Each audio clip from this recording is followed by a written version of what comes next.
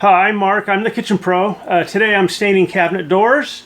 I have my setup here. Got some nice height sawhorses. I have good lighting. I have ventilation, proper ventilation.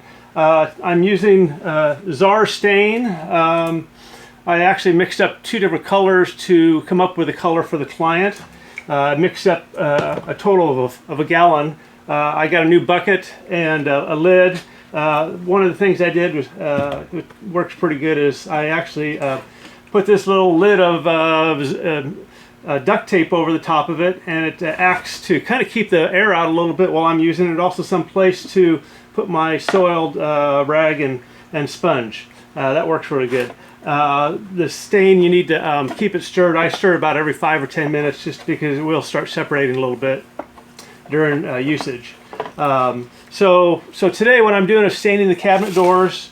I always start with the back of the door first, because if you do the front of the door, when you flip it over, you may get a little something on it. I have it up off of the cardboard in case a little bit of stain gets on there. I don't smudge on the front of the door.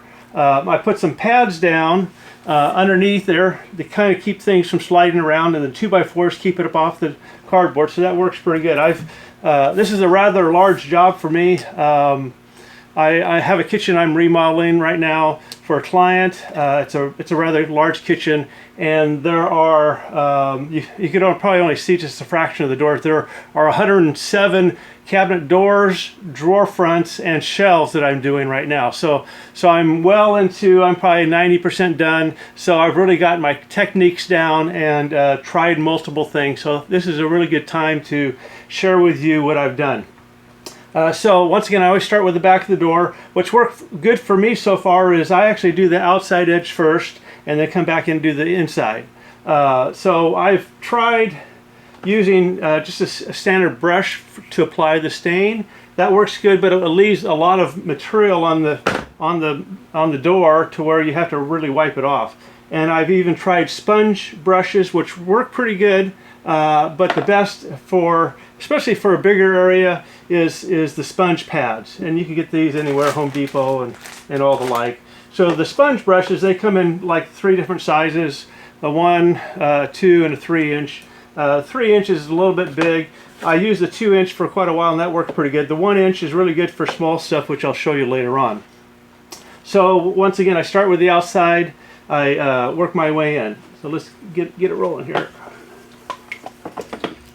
So you don't really have to really apply a huge amount of stain on it. And what I try and do is apply it and then really work it in and make this stain stretch. You can really make just a little bit go pretty far. As you can see, one application there in the bucket and get it all the way to the end. So the sponge pad works pretty good getting around things. So then what I do is I usually have 2 wiping cloths, one that's slightly soiled and one's a little bit cleaner. So I go back over and wipe off with the first wiping cloth. And I use 100% cotton wiping cloths because they absorb well, and the white ones, I like using the white ones because they you can see what's on them and stuff. And then what I do too is I go back over and I do this outside edge, just in case anything laps over it, it doesn't leave a mess for when I turn the door over and do the front.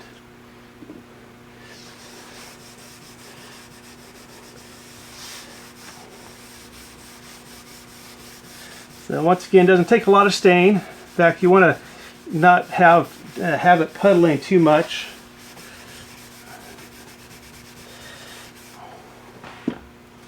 And once again, just wipe it off.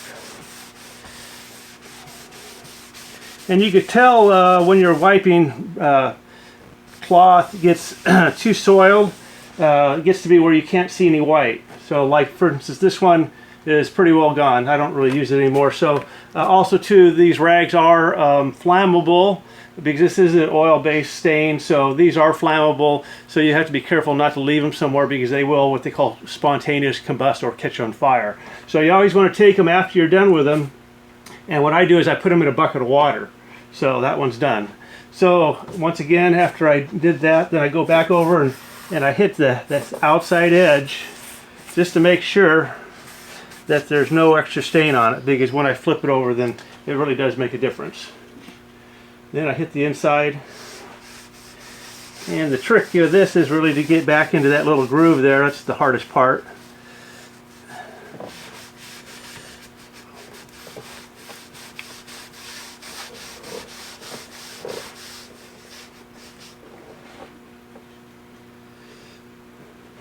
This can be kind of fun, actually. Don't tell anybody that, but I do kind of have fun with it. So when you're applying the stain, it's always best to go with the grain. You can go across the grain a little bit, but I always kind of finish up with going with the grain in the final strokes here. And once again, it does go pretty far. You keep turning your sponge over until you get a little more out of it.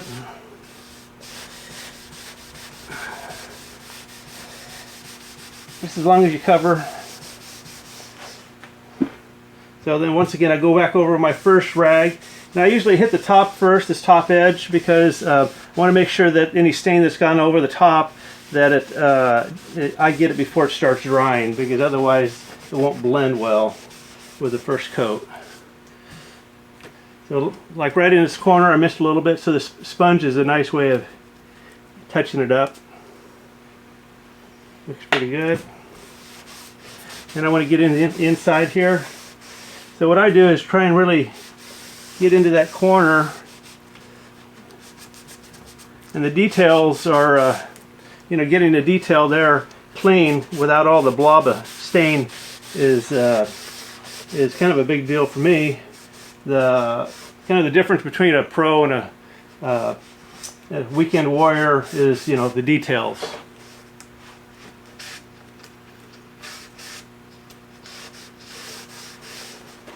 So then after I get it, if you go across the grain a little bit, that's okay.